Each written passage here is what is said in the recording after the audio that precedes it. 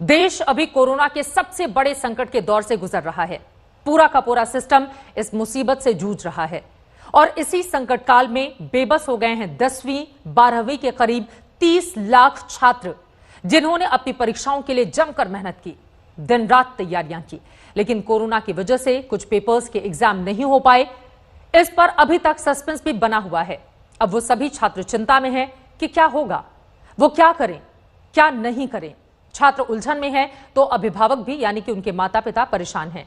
छात्रों के हितों को लेकर इन तमाम मुद्दों पर हमसे बातचीत करने के लिए खुद मौजूद हैं मानव संसाधन विकास मंत्री रमेश पोखरियाल निशंक। उनके हर सवाल का यानी कि छात्रों से जुड़े हुए हर सवाल का जवाब साहब से हम जानेंगे, लेकिन उसके पहले अपने दर्शकों को यह महत्वपूर्ण रिपोर्ट दिखाते हैं।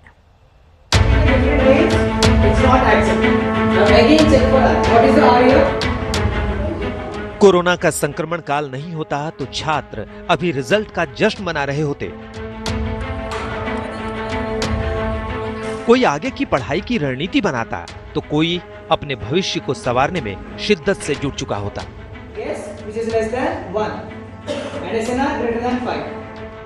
ये कोरोना संकट नहीं होता तो छात्र गर्मी की छुट्टियों की तैयारी कर रहे होते। स्कूल और अन्य शिक्षण संस्थान नए सेशन का वेलकम करने में जुटे होते।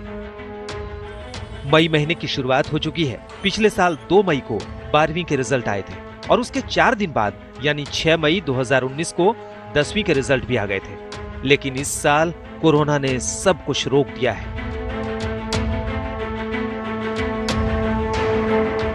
इसका बड़ा असर 10वीं और 12वीं के उन छात्रों पर पड़ा है जो इस साल बोर्ड की परीक्षाएं दे रहे थे। अब सब असमंजस में हैं। कुछ पेपर की परीक्षाएं अभी तक बाकी हैं। देश भर के स्कूल बंद हैं। छात्र परीक्षाओं को लेकर असमंजस में हैं। अभिभावक भी दुविधा में हैं। टीचर भी हालात सुधरने का इंतजार कर रहे हैं। छात्रों का भविष्य अधर में है। महामारी की वजह से देश में 25 मार्च से ही लॉकडाउन लग गया और अब लॉकडाउन 3 भी 17 मई तक घोषित हो चुका है। ऐसे में सवाल है कि लॉकडाउन के बाद 10वीं 12वीं के छात्रों का क्या होगा, बाकी बची परीक्षाओं का क्या होगा, और सवाल ये भी कि बच्चे अपनी आगे की पढ़ाई क्या और कैसे करें। परीक्षाओं को लेकर तो खुद सीबीएसई भी असमंजस की स्थिति में है। सीबीएसई भी साफ कर चुका है कि इस संकट काल में 10वीं बोर्ड की बची परीक्षाएं कराना मुमकिन नहीं है। 1 अप्रैल को अपनी एक एडवाइजरी जारी की है। उसमें हमने बहुत क्लियर कहा है कि 10th का कोई भी एग्जाम अब हम नहीं कंडक्ट करेंगे। जो भी एग्जाम्स 10th के हो गए हैं उनके बेस पे हम रिजल्ट दे देंगे। 12th सब्जेक्ट के एग्जाम्स क्लास 12th के हम उनका री एग्जाम करेंगे एंड वी आर वेटिंग कि जैसे लॉकडाउन उठेगा हम परीक्षा कर सकेंगे। छात्रों के हितों को देखते हुए अभी 28 अप्रैल को ही मानव संसाधन विकास मंत्री रमेश पोखरियाल निशंक ने तमाम राज्यों के शिक्षा मंत्रियों से बात की। इसमें कई अहम सुझाव मिले जिन पर सरकार विचार कर रही है। बहुत अच्छे सुझाव भी आए हैं और विशेष करके ऑनलाइन शिक्षा को कितना सुदृढ़ कर पाएंगे और अंतिम छात्र तक कैसे करके वो ऑनलाइन शिक्षा हमारी जा सकती है, उनकी क्या कठिनाइयां हैं और कितना पाठ्यक्रम उनके पास तैयार है और किस तरीके से वो कर रहे हैं। तो लगातार हर स्टेट ने बोला। वीडियो कॉन्फ्रेंसिंग में मानव संसाधन मंत्री को कई सुझाव मिले। दिल्ली के डिप्टी सीएम मनीष सिसोदिया ने भी कई अहम सुझाव दिए थे। उन्होंने कहा था कि 10वीं और 12वीं के छात्रों को इंटरनल परीक्षा के नंबरों के आधार पर बिना परीक्षा लिए ही पास कर देना चाहिए।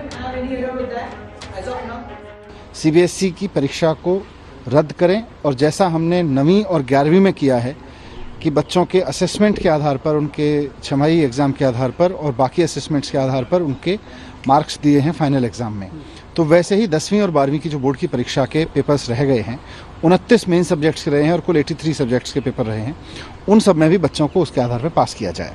तो ये तो मैंने उनको एक सुझाव दिया। साथ ही दिल्ली के शिक्षा मंत्री ने कई मांगे भी रख दी। उन्होंने कहा कि इस साल के सीबीएसई और एनसीईआरटी सिलेबस में 30% की कटौती की जाए। अगले साल के CBSE board exam, IIT JEE और नीट यूनिवर्सिटी भी उसी हिसाब से हो।